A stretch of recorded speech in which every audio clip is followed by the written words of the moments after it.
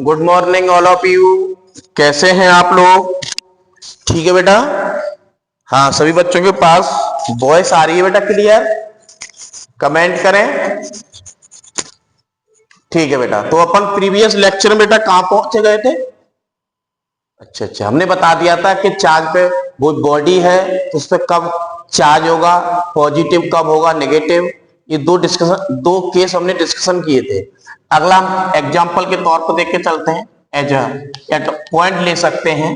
कोई भी आपकी बॉडी है, इसमें प्रोटॉन और इलेक्ट्रॉन क्या है बेटा?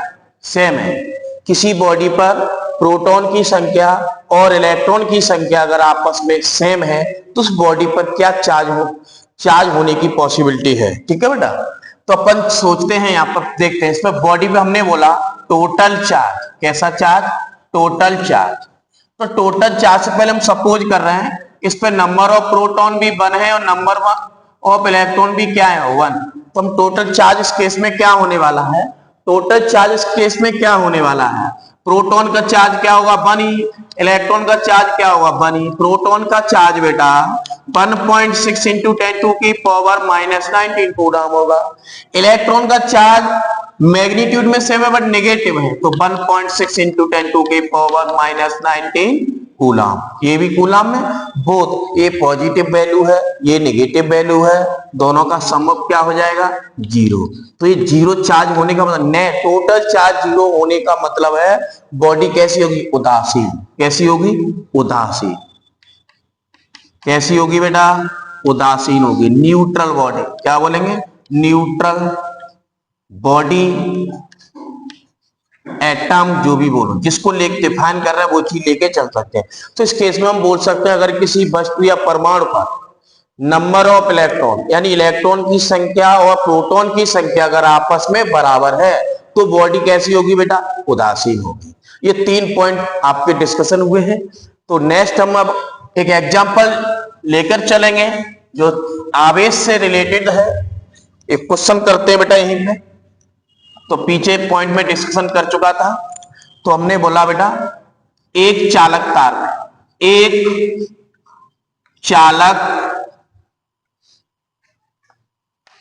तार में 6 एम्पियर की धारा, कितने? 6 एम्पियर की धारा 2 मिनट तक, कितने मिनट तक बेटा? 2 मिनट तक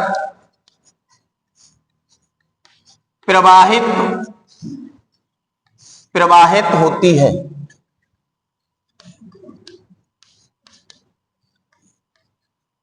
तो चालक तार से या चालक तार में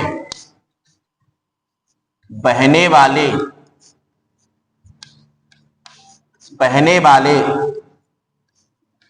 आवेश की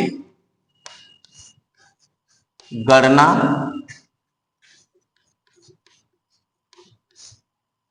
कीजिए। तो बेटा ये क्वेश्चन को 3 पार्ट में सॉल्व करना, आंसर इसका पूछ लेगा वो। एक तो आपको बोलेगा वो कूलम में निकालिए। किसमें? कूलम में। C4 होता है आपका कूलम।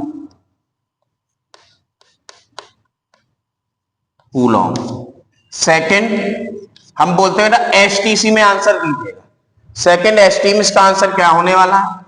थर्ड है बेटा आपका ABC का मतलब है एब्सोल्यूट कूलम में इसका आंसर क्या होगा।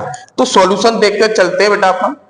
तो सॉल्यूशन देखिए आप, सॉल्यूशन क्या होने वाला है। तो बेटा यहां पर एक चालक तार में कितने एम्पियर की धारा फ्लो कर रही है? 6 एम्पियर की धारा बह रही। कितने टाइम तक? 2 मिनट तक। ठीक है बेटा। तो हम बोलेंगे करंट कितना है बेटा? 6 एम्पियर। टाइम कितना है बेटा? 2 मिनट। बेटा मिनट में वैल्यू नहीं डालने वाले, यहां पर इसको कन्वर्ट करेंगे अपन मिनट को किसमें? सेकंड में। तो 2 इंटू 60 सेकेंड। 1 मिनट में 60 सेकेंड तो कितना होगा? 120 सेकेंड आपकी वैल्यू आ रही है यहां पर। ठीक है बेटा। तो यहां से करंट, पहले पार्ट में करंट चार्ज क्या होगा? फॉर्मूला होगा Q equal to I T. Okay. तो यहां पर I की वैल्यू बेटा कितना? करंट फ्लो कर रही है 6 और टाइम कितना बेटा आपका? 120 सेकेंड। सॉल्व करेंगे तो कितना आएगा, कितना मल्टीप्लाई करिए 72, यही होगा 12 6 या 72,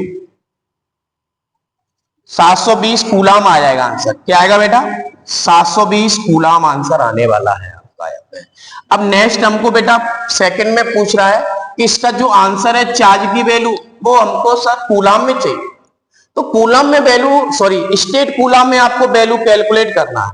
तो इस स्टेट कूलाम में वैल्यू कैलकुलेट करने कोई डिफरेंट फॉर्मूला आप अप्लाई नहीं करेंगे। इस रिलेशन आपको सारे पता है, कूलाम को और स्टेट कूलाम में क्या रिलेशन है, कूलाम एंड एब्सोल्यूट कूलाम में क्या रिलेशन है। इसकी हेल्प से अपन क्या करने वाले हैं बेटा, इसको हम चेंज कर देंगे स्टेट कूलाम में। तो आपका सेकंड पार्ट कूलाम में क्या आया, 720 कूलाम। क्या बेटा मैं इसको ऐसे नोट कर सकता हूं, 1 कूलाम। हमको किस में ले जाना है आंसर को, स्टेट कूलाम में इस आंसर को लेके जाना है। तो हमको ये रिलेशन पता है 1 कूलाम में कितने स्टेट कूलाम होते हैं। तो कितने स्टेट कूलाम होंगे बेटा, तो Q = 720, इस एक कूलाम में 3 × 10⁻⁹ स्टेट कूलाम होते हैं। इसका सिंपल कैलकुलेशन कर लीजिए बेटा, कितना होगा 3 2 या 6 और 3 7 या कितना होगा 21, 10 हो जाएगा, 10⁻⁹ स्टेट कूलाम। क्या मैं इसको ऐसे भी बोल सकता हूं, 2.160 इंटू 10⁻12 स्टेट कूलाम। बोलिए बच्चों, समझ में आ रहा है? किसी भी बच्चे को कोई भी डाउट हो यहां अपना डिस्कशन करें। इसका थर्ड पार्ट बेटा यहीं पे मैं सॉल्व कर देता हूं।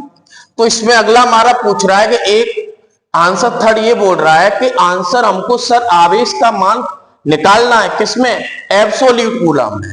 तो यहां पर हम थर्ड पार्ट को बोल के चलते हैं। तो वही सिस्टम की तरह निकालना है, Q = 720 कूलाम। क्या मैं इसको 720 इंटू 1 कूलाम लिख सकता हूं, बिल्कुल लिख सकते हो।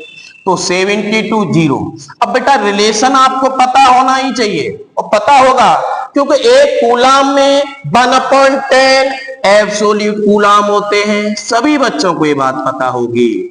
0 से 0 कैंसिल, कितना आ गया 72 एब्सोल्यूट कूलाम। क्या होगा बेटा, एब्सोल्यूट कूलाम। बोलिए बेटा, इस क्वेश्चन में किसी बच्चे को किसी भी टाइप का प्रॉब्लम हो तो मेरे को बता दीजिएगा, ठीक है बेटा। इसको अच्छे से नोट करिएगा, प्रॉपर नोट्स बना के, ठीक है बेटा।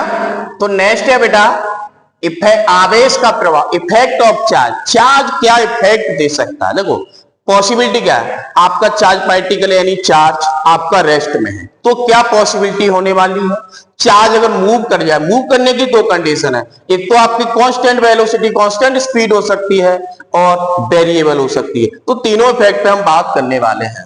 तो फर्स्ट पॉइंट है आपका बेटा, जैसे चार्ज पार्टिकल है, इसकी वैल्यू क्या है बेटा, Q0 अपन ने बोल दिया।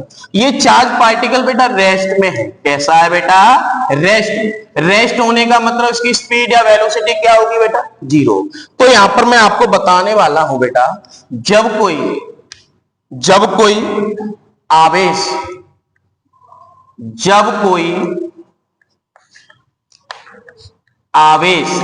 तो बेटा इसको मैं आवेश बोलूं या आवेश कण बोलूं, ठीक है ना।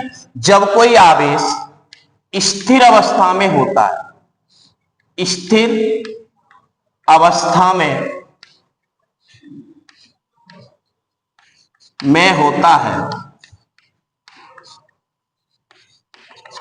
जब कोई आवेश स्थिर अवस्था में होता है तो वह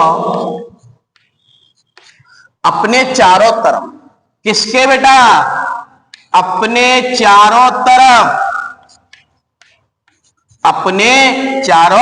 तरफ वैद्युत क्षेत्र, इसको वैद्युत क्षेत्र को या वैद्युत क्षेत्र उत्पन्न करता है, वैद्युत क्षेत्र को उत्पन्न करता है। जब कोई आवेश स्थिर अवस्था में होता है बेटा तो वह अपने चारों तरफ वैद्युत क्षेत्र को उत्पन्न करता है। वैद्युत क्षेत्र उत्पन्न होने के बाद इस कंडीशन में वो एक इलेक्ट्रिक फील्ड को उत्पन्न करे। इलेक्ट्रिक फील्ड को वैद्युत क्षेत्र बोला है। ये वेक्टर क्वांटिटी, इसको बोलेंगे इलेक्ट्रिक फील्ड को। क्या बोलेंगे इसमें? इसको बोलेंगे इलेक्ट्रिक फील्ड। इलेक्ट्रिक फील्ड बोलेंगे। ये कैसी क्वांटिटी है बेटा? It is a vector quantity. ये कैसी क्वांटिटी है प्यारे बच्चों? It is a vector quantity. तो इस पॉइंट को हमने डिस्कशन किया। जब कोई चार्ज पार्टिकल स्थिर अवस्था में होगा तो वह अपने चारों तरफ वैद्युत क्षेत्र को उत्पन्न करता है। सेकंड पॉइंट इसी में मैं बोलता हूं बेटा, चार्ज पार्टिकल, इसका या चार्ज है, इसकी वैल्यू क्या बोल दी अपन ने? चार्ज। अब ये चार्ज पार्टिकल बेटा एक प्यारा सा कंसेप्ट लेके आ रहा है। ये मोशन कर रहा है किससे? कांस्टेंट स्पीड या कांस्टेंट वेलोसिटी। कोई भी चार्ज पार्टिकल कांस्टेंट वेलोसिटी से अगर मोशन करता है तो क्या होना चाहिए? एक्सीलरेशन का आपको समझते हो 11th क्लास में काफी अच्छे डिस्कशन किया होगा कि कोई भी चार्ज वेलोसिटी आपका कांस्टेंट है तो आपका जो त्वरण है वो क्या होता है? शून्य होता है। त्वरण की डेफिनेशन क्या है? अब वेग परिवर्तन की दर को ही तो त्वरण कहते हैं। तो ये आपका क्या हो जाएगा? यहाँ पर ये आपका त्वरण को अपन क्या कर देंगे? जीरो कर देंगे। त्वरण क्या हो जाएगा? जीरो हो जाएगा। ठीक है बेटा। अब हम बोलते हैं, यहीं पे बता देते हैं, जब कोई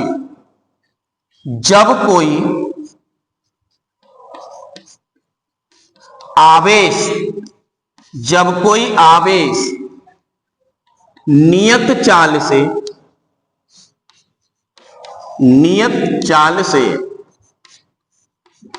गति करता है। क्या बोला बेटा? गति करता है तो वह अपने चारों तरफ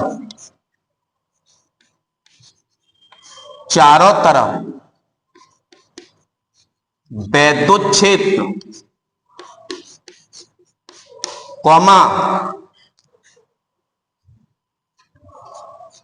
चुंबकीय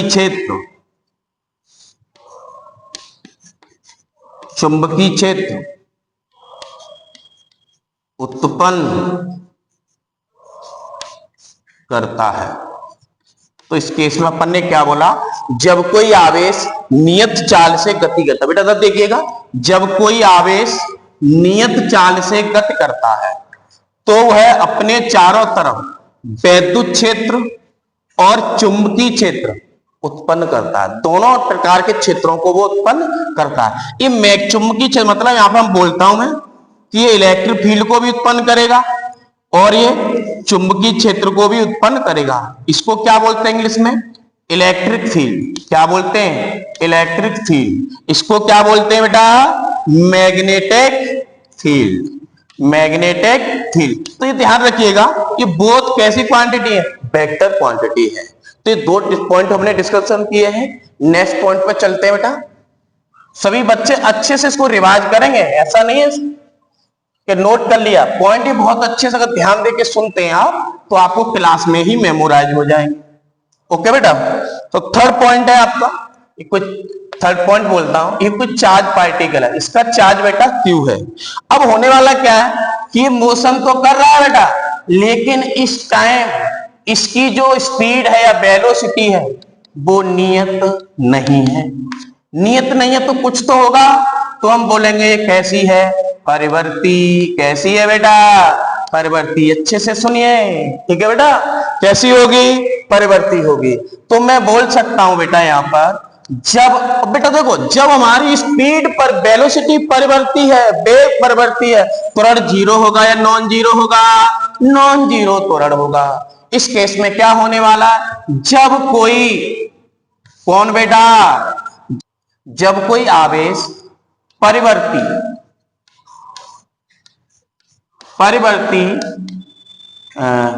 चाल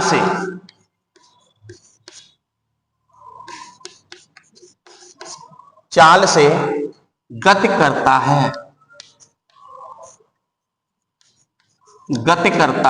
तो वह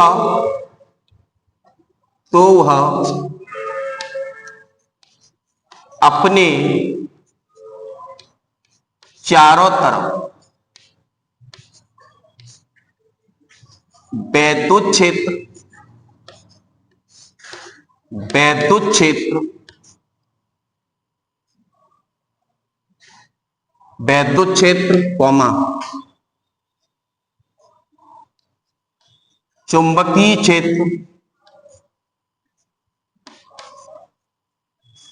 तथा तथा वैद्युत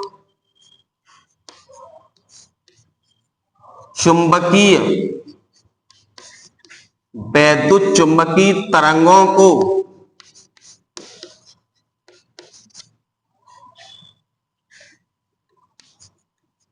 उत्पन्न करता है। ठीक है बेटा, जब कोई आवेश परिवर्ती चाल से गति करता है, चाल बोलो वेग भी बोल सकते हैं, ठीक है ना, तो वह अपने चारों तरफ, किसके, अपने चारों तरफ वैद्युत क्षेत्र, चुंबकीय क्षेत्र तथा वैद्युत चुंबकीय तरंगों को उत्पन्न करता है। अब बेटा यहां पर एक कंसेप्ट बताता हूं कि जो इसको मैं बोल सकता हूं ईएम वेव्स, रेडिएशंस, वैद्युत चुंबकीय तरंगों को अपन बोलेंगे रेडिएशंस।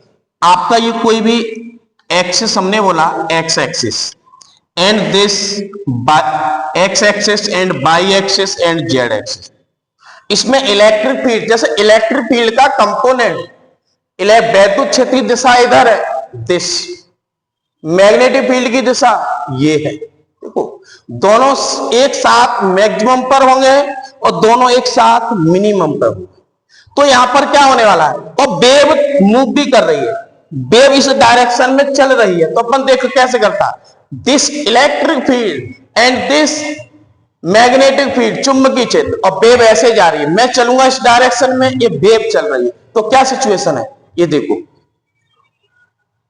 हो रहा है कि नहीं, ये कंपोनेंट इलेक्ट्रिक फील्ड और मैग्नेटिक फील्ड के, तो इलेक्ट्रिक फील्ड ये इलेक्ट्रिक फील्ड कंपोनेंट, तो ये आपका क्या हो रहा है, मैग्नेटिक फील्ड का कंपोनेंट, ठीक है ना। Electric field and magnetic field के जो कंपोनेंट्स हैं वो दोनों एक दूसरे से परपेंडिकुलर, देखो electric field and magnetic field, electric field, देखो electric field and magnetic field दोनों मैक्सिमम मिनिमम, दोनों के बिटवीन एंगल कितना बनना है, 90 डिग्री।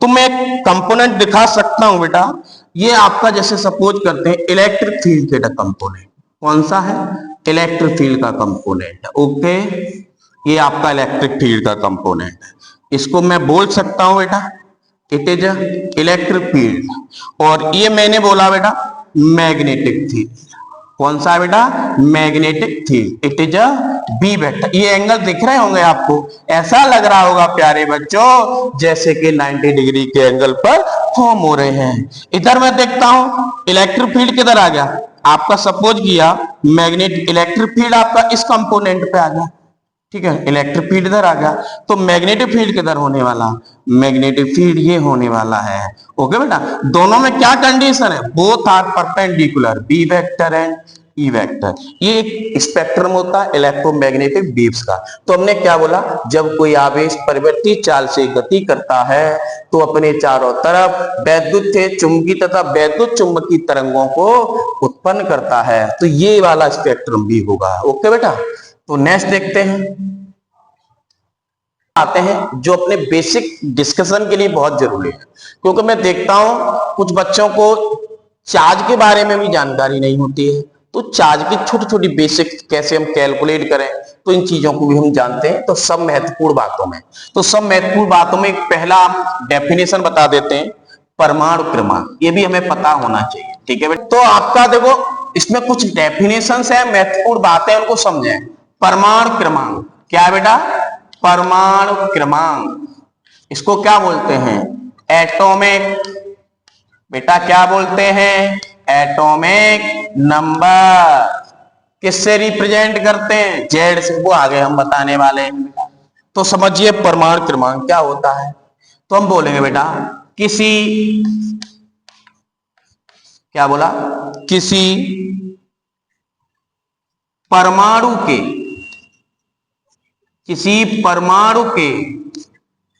नाभिक में उपस्थित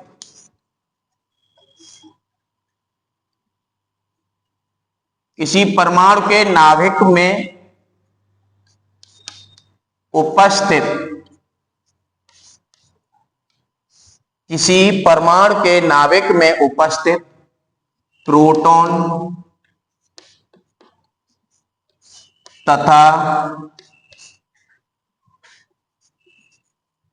न्यूट्रॉन, ऐसे बोल सकते हैं, किसी परमाणु के नाभिक में उपस्थित प्रोटॉन की संख्या को, ठीक है, प्रोटॉन की संख्या को, प्रोटॉन की संख्या को परमाणु क्रमांक कहते हैं। संख्या को परमाणु क्रमांक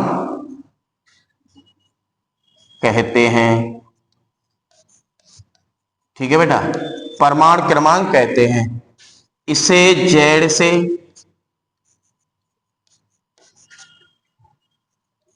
प्रदर्शित, इसे जेड से प्रदर्शित, इसे जेड से प्रदर्शित करते हैं। ठीक है बेटा, इसे किससे प्रदर्शित करते हैं?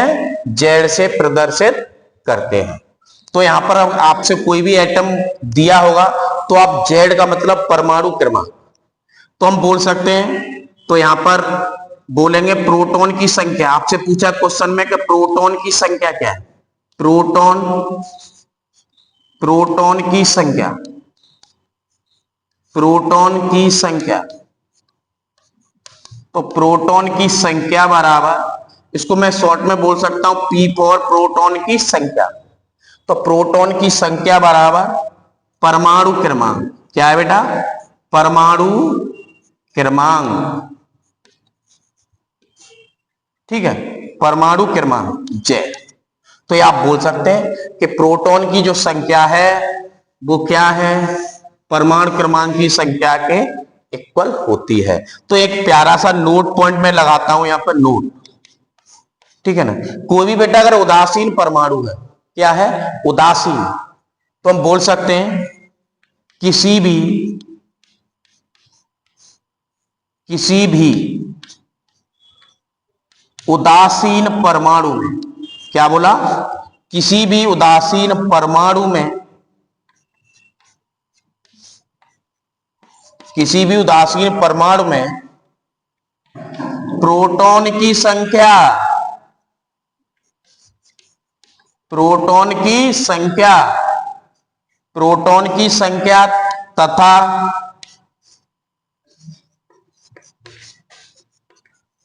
इलेक्ट्रॉन की संख्या,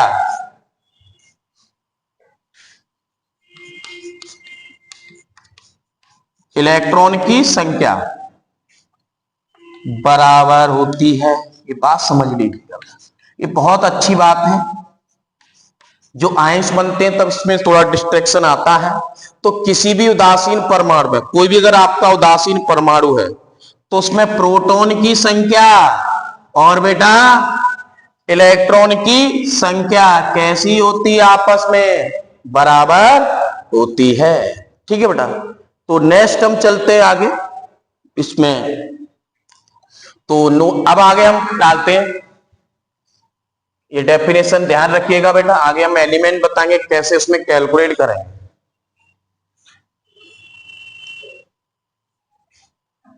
ठीक है बेटा, अगला है सेकंड पॉइंट। फर्स्ट हमने देखा परमाणु क्रमांक, सेकंड है हमारा द्रव्यमान संख्या। क्या बोलते हैं? द्रव्यमान संख्या। द्रव्यमान संख्या को क्या बोलते हैं बेटा? Mass number, mass number. Okay, क्या बोलते हैं? Mass number. तो क्या होने वाला है? तो हम क्या बोलेंगे? द्रव्यमान संख्या क्या है? किसी परमाणु के, किसी परमाणु के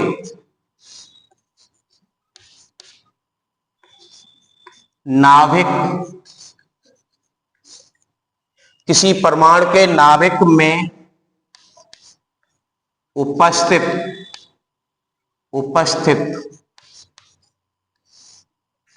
प्रोटॉन प्रोटॉन मतलब P फॉर प्रोटॉन, प्रोटॉन तथा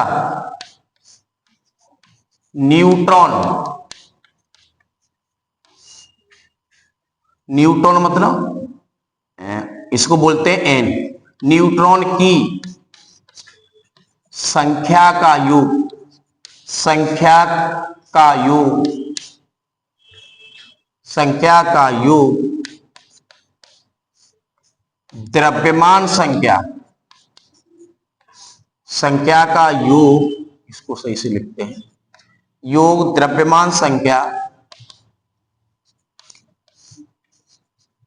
कहलाता है। ओके, इसे किससे प्रदर्शित करते हैं? ए से, इसे ए से प्रदर्शित करते हैं, इसे ए से प्रदर्शित करते हैं। ठीक है बेटा, इसे ए से प्रदर्शित कर देंगे। तो आपको जैसे कोई भी आपका ए है तो हम बोलेंगे द्रव्यमान संख्या। क्या है बेटा? द्रव्यमान संख्या। क्या मैं इसको बोल सकता हूं प्रोटॉन की संख्या, प्रोटॉन की संख्या प्लस किसकी संख्या? न्यूट्रॉन की संख्या। यही तो डेफिनेशन बोलना है। किसी परमाणु के नाभिक में उपस्थित प्रोटॉन की संख्या और न्यूट्रॉन की संख्या का जो योग है बेटा, उसी को अपन क्या बोलते हैं? द्रव्यमान संख्या बोलते हैं। द्रव्यमान संख्या को किससे नोट करते हैं? ए से। ओके, और प्रोटॉन की संख्या को क्या बोल देंगे अपन? P for proton. और न्यूट्रॉन की संख्या क्या बोल देंगे? N for neutron. तो ये फॉर्मूला आप ध्यान रखिएगा। आपसे यहां कभी न्यूट्रॉन की वैल्यू पूछ रहा तो आप सिंपल इसको कैसे ले जा सकते हैं? N equal to A minus P। तो आपको क्या मिल जाएगा? नंबर ऑफ न्यूट्रॉन की संख्या। ठीक है बेटा, तो इसमें आगे देखते हैं। तो इसका जो रिप्रेजेंटेशन है एटम का, देखो ZXA ऐसे भी रिप्रेजेंट कर सकते हैं, और इसका रिप्रेजेंट बेटा कैसे कर सकते हैं? ZXA, दोनों ही इसके सिंबल होते हैं।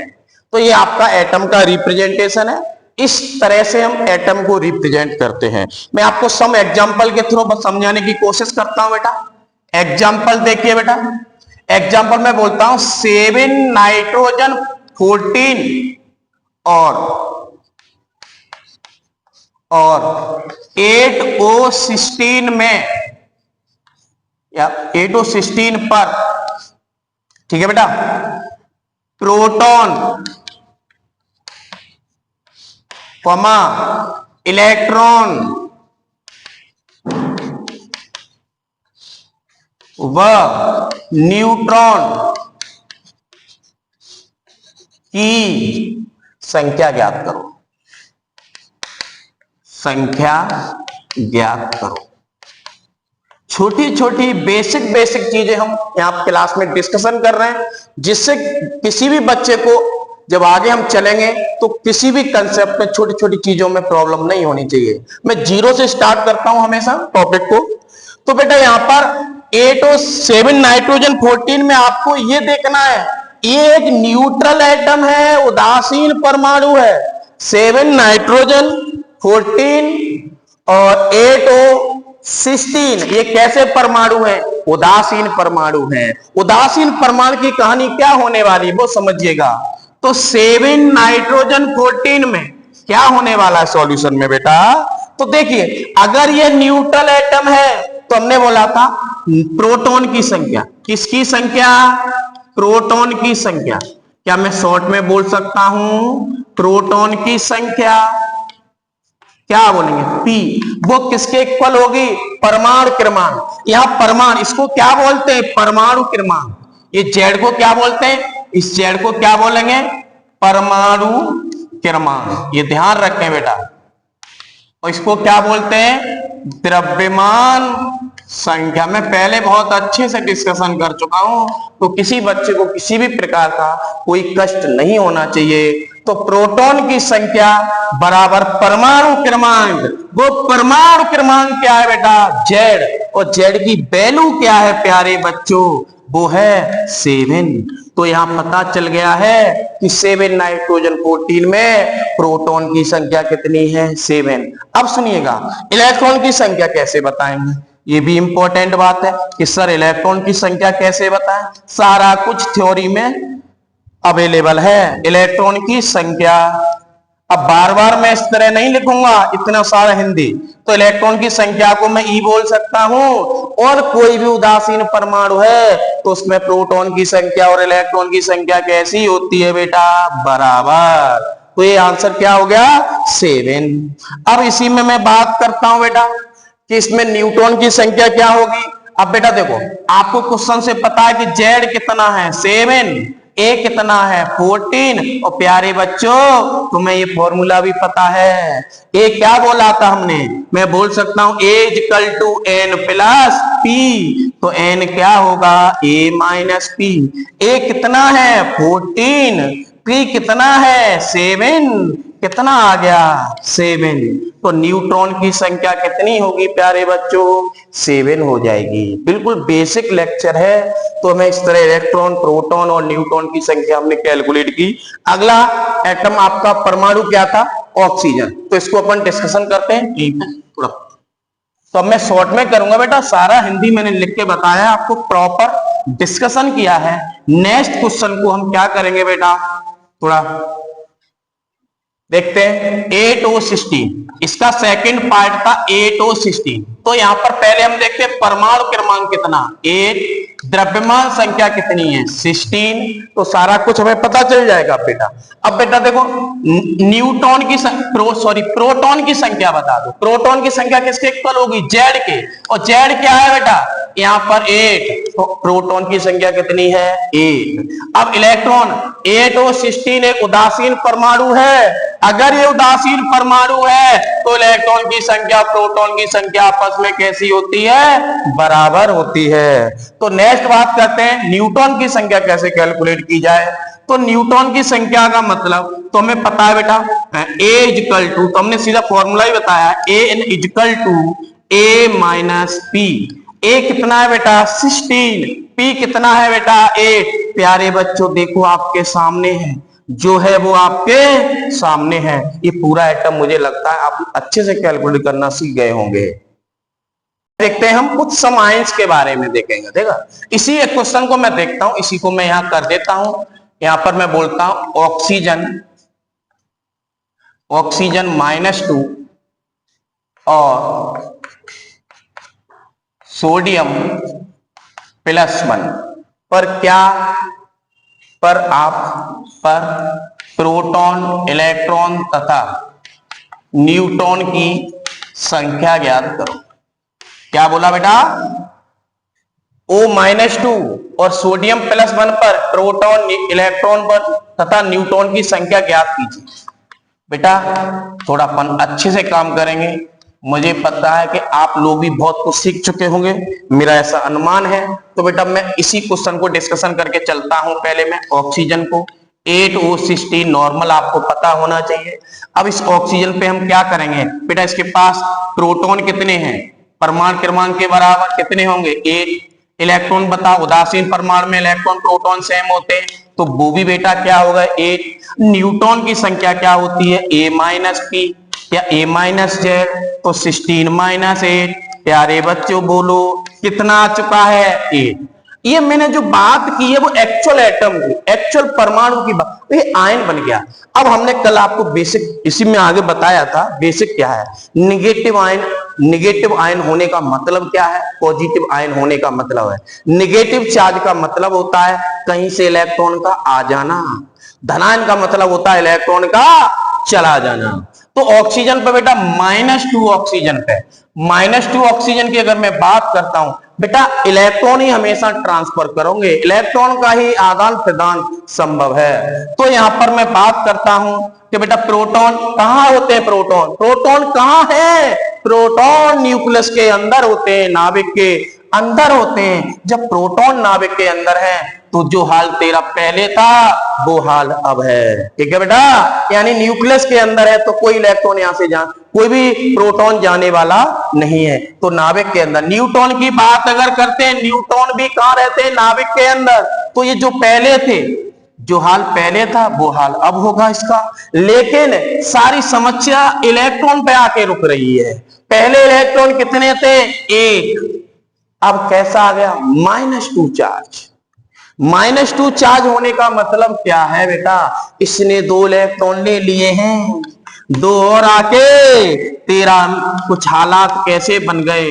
10 इलेक्ट्रॉन। अब इलेक्ट्रॉन कितने होंगे बेटा इसके पास?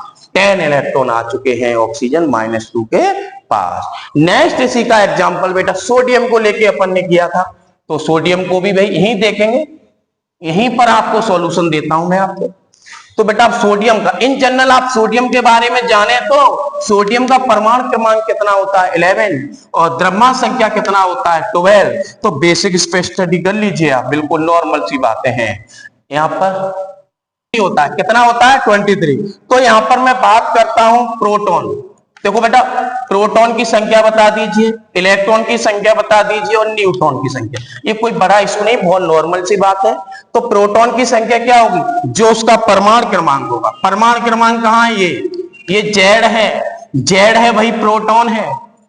इलेक्ट्रॉन ये परमाणु उदासीन है बेटा। जब ये परमाणु उदासीन है तो इसके पास प्रोटॉन की संख्या और इलेक्ट्रॉन की संख्या क्या होगी? सेम। लेकिन न्यूट्रॉन क्या होगा? A-Z बोलो और A-P बोलो तो भी कोई दिक्कत नहीं है। कितना? 23 -11 बोलो प्यारे बच्चों, आ गया। नेक्स्ट, ये तो हमने बिल्कुल परमाणु की बात की। अब आयंस पे आते हैं। आयंस ये कह रहा है सोडियम प्लस बन के हालात क्या है? तो बेटा प्लस होने का मीन समझ में हर बच्चे के आना चाहिए। सोडियम प्लस का मतलब है इसने इलेक्ट्रॉन दे दिया है, इलेक्ट्रॉन दे दिया है। तो देखो बेटा प्रोटॉन पर कोई प्रभाव पड़ेगा क्या? नहीं पड़ेगा। जो हाल पहले था वो हाल अब है। न्यूट्रॉन पर क्या कोई प्रभाव पड़ेगा? नहीं। जो हाल पहले था वो हाल अब रहेगा। लेकिन कुछ समस्याएं कहां आ रही हैं? इलेक्ट्रॉन के साथ। इलेक्ट्रॉन पहले कितने थे बेटा? 11। प्लस का मतलब एक इलेक्ट्रॉन चला गया, कितना हो गया? 10। देखिए बच्चों कोई प्रॉब्लम? मैंने आपको आयंस के बारे में बहुत अच्छे से बताया है। इस तरह आपको आवेश आगे पता चले किस तरह हम रिएक्शन में कैलकुलेट करेंगे आवेश के बारे में। ओके बेटा, नेक्स्ट आगे देखते हैं।